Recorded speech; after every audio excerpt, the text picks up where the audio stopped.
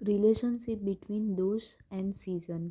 તો વાત પિત્ત કફ અને 6 સિઝન છે, તો એ બંને વચ્ચે શું રિલેશન છે એ કીધું છે.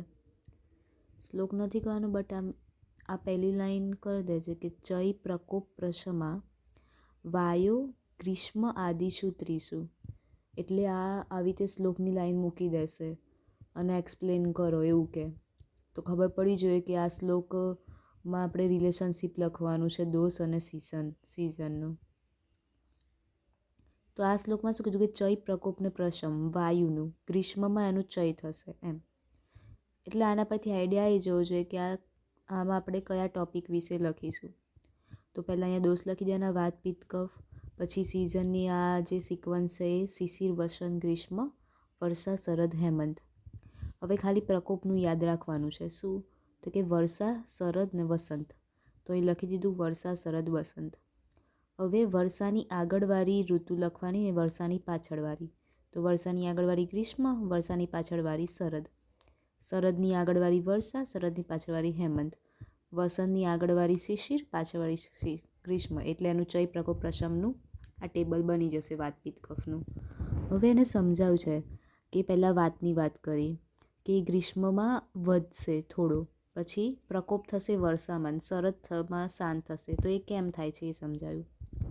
તો ઇન ગ્રીષ્મ ઋતુ generally all the drugs and diet are the light and write. આપણે ગ્રીષ્મ ઋતુમાં ગરમી બહુ હોય એટલે આપણી પાચન શક્તિ એટલી હાઈ ના હોય, કેમ કે બહારનું આદાનકાલ વિસરકાર રીતે બહારનું સન ઇફેક્ટિવ હશે એટલે આપણી અંદરની ગરમી ઓછી હશે. એટલે આપણે હલકું અને ડ્રાય ખાવા ખાઈશું. તો એઝ ધ વાત also having the similar qualities. વાતની બી લઘુ અને વૃક્ષ ક્વોલિટી છે એટલે વાત અંદર ગોડ્સ ચય એટલે વાત વધવાનો ચાલુ થશે. ખાલી ચય થશે એટલે કે થોડુંક જ ઇન્ક્રીઝ થશે, બટ નોટ પ્રકોપ. પ્રકોપ નહીં થાય. કેમ? કારણ કે merely because of the hotness of the season. બહાર સુરતની ગરમી છે એટલે એના લીધે થોડી ગરમી રહેશે, ઉષ્ણ ગુણ રહેશે, એટલે પ્રકોપ નહીં થાય, ખાલી ચય થશે. ધ વાત વિચ એક્યુબેટેડ ઇન ગ્રીષ્મ ઋતુ વિલ બી એગ્યુબેટેડ ઇન વર્ષા ઋતુ. હવે વર્ષા ઋતુ આવશે ગ્રીષ્મ પછી એટલે કોલ્ડનેસ આવી જશે, એના લીધે શીત ગુણ વધશે એટલે વાત પ્રકોપ થઈ જશે અને શરદ ઋતુમાં એની જાતે જ શાંત થઈ જશે.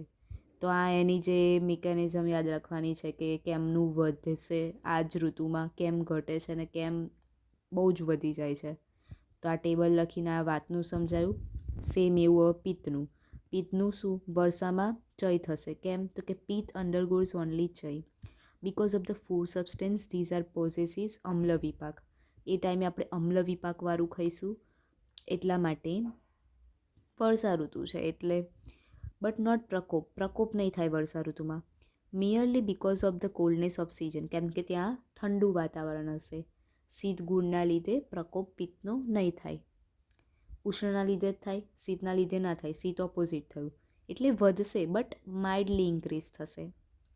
પછી ધ પિત્ત વિચ એક્યુબેટેડ ઇન વર્ષા ઋતુ વિલ બી એગ્રેટેડ ઇન શરદ ઋતુ. હવે શરદ ઋતુમાં એ વધશે બહુ જ વધારે એન્ડ શાંત શામાં થશે? હેમંત ઋતુમાં. તો આ પિત્તનું થયું. કફનું શું કીધું? કફ શિશિર ઋતુમાં ચય થશે which are unctuous cold etcetera. કફ become solidify by the effect of the season. સિઝનના ઇફેક્ટના લીધે સોલિડ બનશે એન્ડ ડઝન્ટ અંડરગો પ્રકોપ એટલે પ્રકોપ નહીં થાય. કફ બીકમ લિક્વિડિફાઈડ ઇન વસંત ઋતુ. વસંત ઋતુમાં એક લિક્વિફાઈડ થશે એટલે બહુ જ વધારે વધશે. બિકોઝ સોલિડ છે એટલે એ ધીમે ધીમે વધશે, એ એટલું જલ્દી નહીં વધી શકે. હવે એ લિક્વિડ થઈ ગયો એટલે એ વધારે વધશે. વસંત ઋતુમાં એનો પ્રકોપ થઈ જશે એન્ડ ગ્રીષ્મ ઋતુમાં જાતે જ શાંત થઈ જશે. તો આ થઈ ગયું વાત પિત્ત કફનું સિઝન સાથેનું રિલેશનશિપ. ટેબલ લખવાનું, પેલી પહેલી લીટી યાદ રાખવાની છે અને આ એનું ડિસ્ક્રિપ્શન. હવે નેચર ઓફ એગ્રીવેશન એન્ડ સબસાઇડન્સ ઓફ દોષ. તો એમાં શું કીધું છે? એમાં ખાલી આટલું જ યાદ રાખવાનું છે કે દોષ when gets aggravated circulate the entire body from head to toes very quickly and subside slowly similar to the stream of water. એટલે શું કહે છે? જો દોષ વધશે, વિશિએટેડ થવાનું વધશે બોડીથી એટલે માથાથી પગ સુધી, તો એ બહુ જલ્દી સ્પ્રેડ થશે, બહુ જલ્દી ડિસીઝ વધશે. બટ જ્યારે શાંત થવાનું આવશે ને ત્યારે સ્લોલી થશે. સેમ જેમ સ્ટ્રીમ ઓફ વોટર એટલે કે જે પાણીનો પ્રવાહ હોય છે, પેલું શું કહેવાય, મોજા આવે એ કેટલા જલ્દી આવે અને પછી શાંત થાય એ ધીમે ધીમે થાય. એટલે એ રીતના થશે કે ડિસીઝ વધી જશે બહુ જલ્દી, ફેલાશે બહુ જલ્દી, બટ શાંત ધીમે ધીમે થશે. ખાલી એટલું યાદ રાખવાનું છે.